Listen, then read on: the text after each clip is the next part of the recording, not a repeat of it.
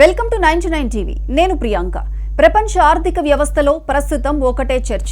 America అగ్రరాజ్యంగా తన ఆధిపత్యాన్ని నిలబెట్టుకోవాలని చూస్తుంటే భారత్ మాత్రం సైలెంట్ గా తన పావులు కదుపుతూ ప్రపంచాన్ని ఆశ్చర్యపరుస్తోంది.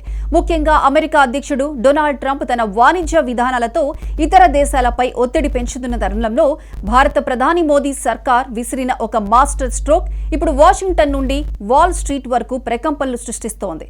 అదే భారత్ యూరోపియన్ యూనియన్ మధ్య కుదిరిన చారిత్రాత్మక స్వేచ్ఛ వాణిజ్య ఒప్పందం. వ్యాపార ప్రపంచంలో ఒక సామెత ఉంది, నీ శత్రువు నిన్ను ఇరుకున పెట్టాలని చూసినప్పుడు నువ్వు నీ పరిధిని పెంచుకోవాలని. సరిగ్గా భారత్ అదే పని చేసింది. అమెరికా ఆంక్షలు లేదా సుంకాల భయంతో వెనక్కి తగ్గకుండా ఏకంగా 27 దేశాల కూటమితో చేతులు కలిపింది. దీని ప్రభావం ఎలా ఉందంటే అప్పటి వరకు డాలర్ ముందు తలవంచిన రూపాయి ఒక్కసారిగా తలెత్తుకుని నిలబడింది. గత శుక్రవారం డాలర్తో పోలిస్తే 92 స్థాయికి పడిపోయి ఆల్ టైం కనిష్టాన్ని తాకినప్పుడు అంతా అయిపోయిందని ఎక్స్పర్ట్స్ భావించారు. కానీ EU ఒప్పందంతో రూపాయిలో కొత్త ఊపిరి పోసింది. కేవలం ఒక్క రోజులోనే 19 పైసలు పుంజుకొని 91.71 వద్ద స్థిరపడింది. ఇది కేవలం నంబర్ల ఆట కాదు, ప్రపంచ వేదికపై రూపాయికి పెరిగిన డిమాండ్ కు నిదర్శనం. ఈ బిగ్ డీల్ తో భారత ఎగుమతులకు యూరోప్ లో సుంకం లేని మార్కెట్ లభిస్తుంది. అంటే మన దేశంలో తయారైన వస్తువులు యూరోప్ దేశాల్లో అత్యంత చౌకగా దొరుకుతాయి. ఇది భారతీయ తయారీ రంగానికి ఒక వరం లాంటిది. ఈ ఒప్పందంతో డాలర్ పై మనకున్న ఆధారితం తగ్గుతుంది. ఫలితంగా అంతర్జాతీయ మార్కెట్లో 6 ప్రధాన కరెన్సీలతో పోలిస్తే డాలర్ విలువ 0.12% తగ్గి 96.92కు పడిపోయింది. గతేడాది కాలంలో డాలర్ ఏకంగా 10% పతనం అవ్వడం భారత్ కు దక్కిన అతిపెద్ద విజయంగా చెప్పవచ్చు. మరోవైపు భారత విదేశీ మారక నిల్వలు చూస్తుంటే కళ్లు చెదిరిపోతున్నాయి. ఏకంగా 14.16 బిలియన్ డాలర్లు పెరిగి మన నిల్వలు 701.36 బిలియన్ డాలర్ల మార్కును చేరాయి. ఇది భారత ఆర్థిక కోట ఎంత పటిష్టంగా ఉందో చాటి చెబుతోంది. ఏ దేశానికైనా ఇంతటి భారీ నిల్వలు ఉంటే అంతర్జాతీయంగా ఎటువంటి సంక్షోభం వచ్చినా ఎదుర్కొనే ధైర్యం ఉంటుంది.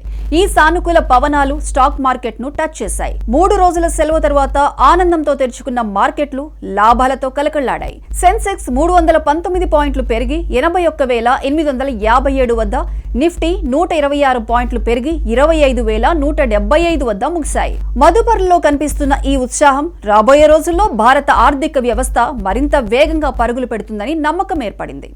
అమెరికా అధ్యక్షుడు డొనాల్డ్ ట్రంప్ కు ఈ ఒప్పందం ఒక గట్టి హెచ్చరిక లాంటిది.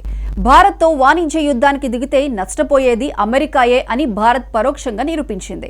ఇండియా వస్తువుల కోసం యూరోప్ ఒక భారీ మార్కెట్ గా మారడంతో ఇప్పుడు యుఎస్ భారత్ తో త్వరగా వాణిజ్య ఒప్పందం కుదుర్చుకోవాల్సిన సిచ్యువేషన్ ఏర్పడింది. మార్చిలో కెనడాతో కూడా భారత్ కీలక చర్చలు జరపనుంది. ఈ పరిణామాలన్నీ చూస్తుంటే ట్రంప్ ప్రభుత్వం భారత్ కు దగ్గరవ్వక తప్పదనిపిస్తోంది. అయితే ఈ విజయ యాత్రలో కొన్ని అడ్డంకులు కూడా ఉన్నాయి. అంతర్జాతీయ మార్కెట్లో క్రూడ్ ఆయిల్ ధరలు పెరగటం రూపాయిపై కొంత ఒత్తిడి తెస్తోంది. బ్రెంట్ క్రూడ్ బ్యారెల్ కు 65.84 డాలర్లకు చేరింది. అలాగే విదేశీ పెట్టుబడిదారులు జనవరిలో ఇప్పటి వరకు సుమారు 36,811 కోట్ల విలువైన షేర్లను విక్రయించి లాభాలను స్వీకరించారు. ఇవి కొంత ఆందోళన కలిగించే అంశాలే అయినా భారత ఆర్థిక పునాదులు మాత్రం బలంగా ఉన్నాయి. వచ్చే కొద్ది రోజుల్లో రూపాయి విలువ 91.30 స్థాయికి చేరుకోవచ్చని ఆర్థిక నిపుణులు గట్టిగా చెబుతున్నారు. మొత్తానికి ప్రపంచం మొత్తం ఒకవైపు ఉంటే భారత్ తనదైన శైలిలో ఆర్థిక వ్యూహాలను రచిస్తూ అగ్రరాజ్యాలకు సవాల్ విసురుతోంది. రూపాయి ఇప్పుడు కేవలం ఒక కరెన్సీ మాత్రమే కాదు, అది భారత్ యొక్క ఆర్థిక సార్వభౌమత్వానికి ప్రతీక.